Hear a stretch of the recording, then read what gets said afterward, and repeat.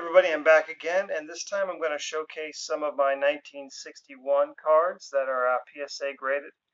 And I'm going to start up here. Looks like a Brooks Robinson there.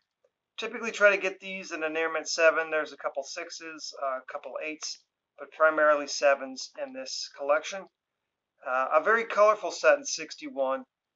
Not quite as popular or as imaginative as the 60 set, which is probably what holds the set back in popularity.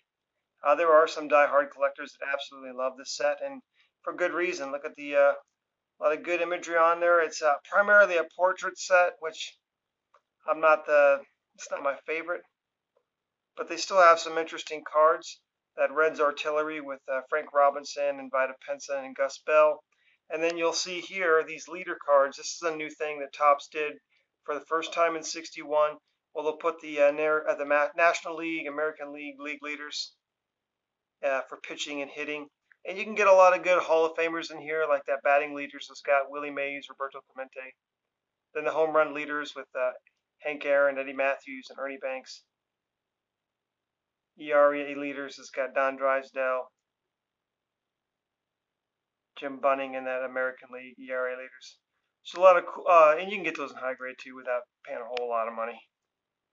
Then some more of the individual players, and you see what I'm talking about with that portrait design. Several of these players are without caps too in these portraits.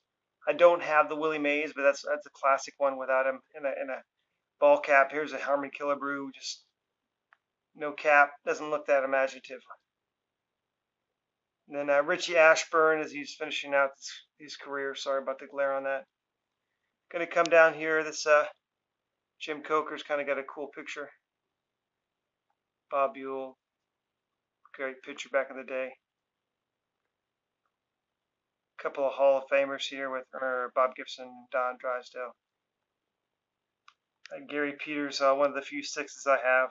Some centering issues on that. Then Al's Aces actually has 2 Hall of Famers on there with Early Wynn and Al Lopez. And then Herb Score. Those guys all worked together in those great Cleveland Indian teams in the mid-50s. That's why they put them together.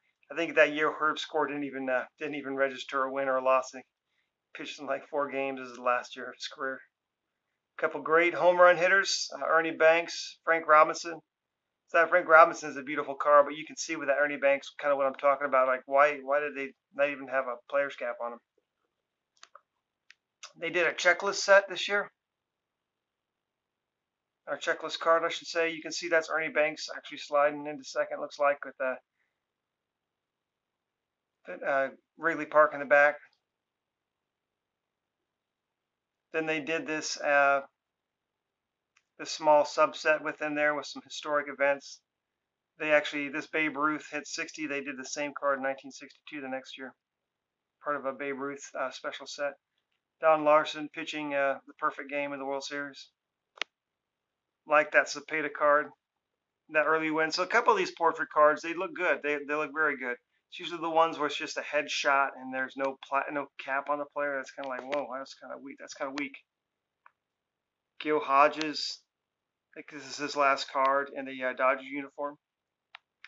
They also did this set here, this MVP. So they did an MVP card for the previous MVP years. These are a couple of National League players. If you were in the American League, it was a red background.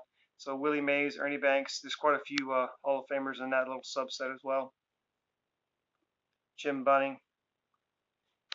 Cool McCovey card. And now we're into the high numbered series. So the number cards 5, 23, and above are all high number. Short print. Expensive. That's one of the more expensive Hoyt Wilhelm cards from the 60s that you're going to find.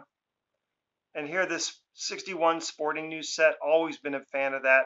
I love how the players are kind of like ripping out of the newspaper. That's really cool.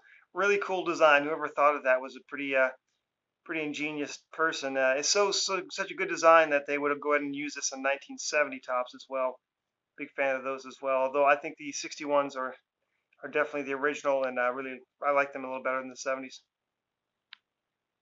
Then there's a couple of key rookies from the 61 set.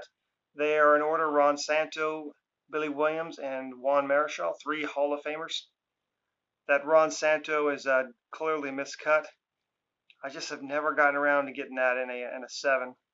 I paid very little for that, and the Near Mint to Mint 8 miscut.